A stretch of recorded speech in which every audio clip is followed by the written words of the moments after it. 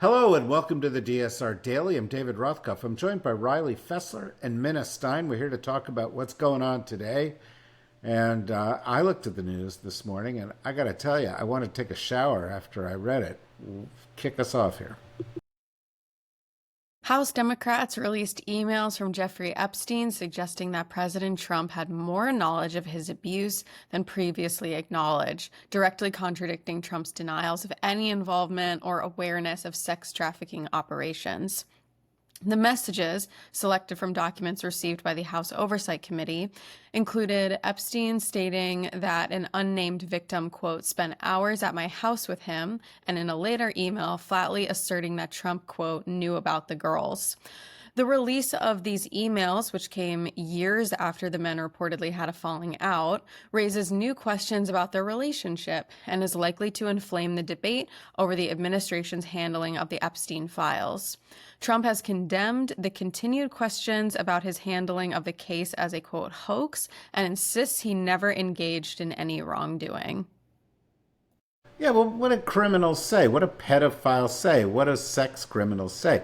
And this is a guy who's been accused of sex abuse by 24 people, who's had claims against him in a court with a jury, confirmed that he did what the judge said amounted to rape. And somehow, this repellent bucket of sleaze ended up getting elected president of the United States not once but twice. And furthermore, we knew about this for years. Please, let's stop talking about this as though this were a process story and start talking about the fact that the president of the United States has evidence implicating him in either the cover-up or the participation in the most notorious pedophilia ring in modern American history, in all of American history. Where's our outrage? How does this go on? How do Republicans defend it? Anyway, that's my view. President Donald Trump recently proposed a tariff dividend of at least $2,000 per person, excluding high-income individuals, claiming that substantial tariff revenue could finance this windfall for American families. The proposal comes 5 days after election losses, which were partially attributed to voter discontent over the high cost of living. Budget experts and analysts, however, quickly scoffed at the idea, arguing that the math does not support the massive payout, as tariff revenue accounts for less than 4% of federal revenue. Furthermore, the plan would require legislation from Congress, and the legality of Trump's tariffs is currently being challenged before the Supreme Court. Look, in the Supreme Court case, the Solicitor General said the tariffs are not being used to raise revenue, because the Chief Justice said you can't use tariffs to raise revenue because that's something only the Congress can do. And he said it was only incidental. And then the president said, well, look, there's so much revenue, why don't we give some back to the people? Even though the math of that doesn't even add up. Trump is crazy in love with tariffs, even though the economics don't work. Many people in his base don't like them. They're not good for the economy. They're not good politically because they raise prices.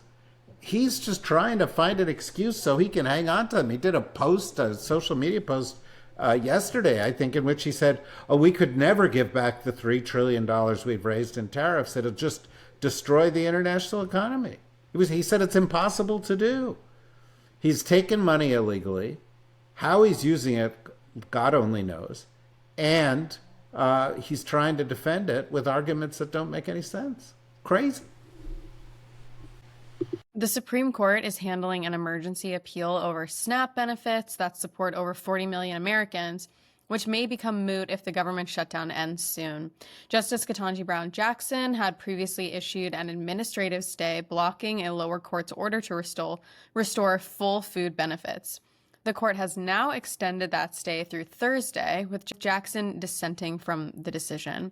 The dispute highlights the ongoing tension between the courts and the administration over managing essential federal aid during the shutdown.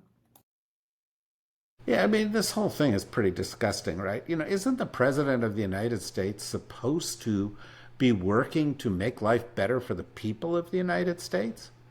Why is the government the advocate for misery and suffering at the expense of everybody except the rich guys the president hangs out with? That's where we are with all this, and it's not a good place to be. President Trump stated publicly that he has an obligation to sue the BBC for $1 billion over the editing of his January 6th speech in a Panorama documentary, claiming the resulting segment defrauded viewers by making his speech sound radical. The controversy centers on the program splicing together two sections of his speech to change its tone and implication regarding the Capitol riot. Trump's lawyers sent a letter demanding a retraction, apology, and compensation, setting a Friday deadline for the BBC to respond. The BBC has acknowledged receiving the letter and is reviewing it, with the BBC's chair having previously apologized for an error of judgment concerning the edit. I mean, Trump is suing everybody, and, a lot of them bend the knee. I don't think it's going to work with the BBC. It is a bit of a scandal the way the thing, played out. But Trump, in his letter, and I will sue for $1 billion because I have to. I must defend my name. They've gone crazy with these lawsuits. I will sue, but Melania will sue for $1 billion if you say she didn't deserve her visa, which she clearly didn't deserve. Oops, Riley. They're going to sue us for $1 billion. I have the one big defense against being sued for $1 billion, which is we don't have $1 billion. But will I be willing to live in a refrigerator box to say I don't think Melania deserved an Einstein visa? Okay. As far as all this goes, let us not lose sight of the irony that the guy who is attacking the media has created an entire fake news ecosystem. He owns pieces of it that put out lies all the time. And he is a serial liar who was sort of clocked by the Washington Post the last time he was president, doing something like, 33,000 lies while in office. The idea that he is holding people to account for telling the truth is ludicrous. Sorry, I'm getting worked up. And it's only Wednesday. How am I going to make it for the rest of the week? Do you have any advice, guys? Read the news like this for our YouTube viewers. Oh, yeah, okay. Okay, thanks for that. Riley, I could do what you do and start drinking early in the morning, but I just... Hey, I told you that in confidence. Yeah, sorry. I don't get, alcohol makes me sick. Okay, what else? Well, speaking of January 6th, legislation aimed... Were we speaking of January 6th? Sort of, in a round, something happened on January 6th, or about January 6th. By the way, my wife has this great puzzle of January 6th. Somebody gave it to her, and it looks like a Where's Waldo, but it's like the scene of the riot on January 6th. And it's like a 1,000-piece puzzle. She's really looking forward to doing that. Because why not relive these great moments in American history with all these patriots who are now Trump? Well, you go do the story. Legislation aimed at ending the longest U.S. government shutdown also contains a provision allowing 8 Republican senators to sue the Justice Department for alleged privacy violations tied to the January 6th investigation. The bill, passed by the Senate, would make it retroactively illegal to obtain a senator's phone data without disclosure and permit damages of $500,000 per violation. Democrats criticized the measure as a taxpayer-funded payout for Republicans, while GOP senators defend it as accountability for government overreach.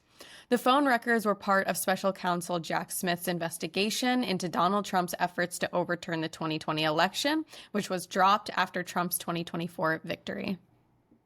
Look, this is all part, there should be a department in the Trump administration called the Department of Obstruction of Justice, or the Department of Obstruction of Justice cover-ups and actually rewarding criminals. Because that's kind of most of what they do, whether it's they're giving pardons to people or they're elevating criminals or they're doing sweetheart deals, with them, for corrupt reasons, or in this case, they're trying to not just penalize Jack Smith for doing the right thing. And remember, that's what's at the core of this. Smith wanted phone records to know who was communicating with the White House and when with regard to issues of breaking the law. And senators are not above the law. But they're now sort of getting on the Trump outrage train, the faux outrage train, and they're writing laws to say, hey, you can't do that to us. And, and you're going to have to pay us for doing the right thing. Disgusting. System of justice in the United States, which was broken before Trump got here, completely, it lies in ruins like the East Wing of the White House. And that's that. And that's that. Another happy day, Wednesday, hump day. Surely things will get better from here. After all, Thanksgiving is a couple weeks away. There's Christmas. There's a new year. And, one of the great things about 2026 is not only is there an election, but we're 1 year closer to the end of however long this Trump term lasts. We'll be there with you all the way through. We've got a Deep State Radio podcast coming later today. We've got Words Matter. We've got all our other things. So join us for that on YouTube or TikTok or where you get your podcasts, with video, without video. Although I really recommend the video, because if you could see how incredibly good-looking Riley and Minna are, you would say, I got to look at this every morning. This will give me the shot in the arm to get my day off on the right feet. Right? That's right. Right. All right. See y'all tomorrow. Bye-bye.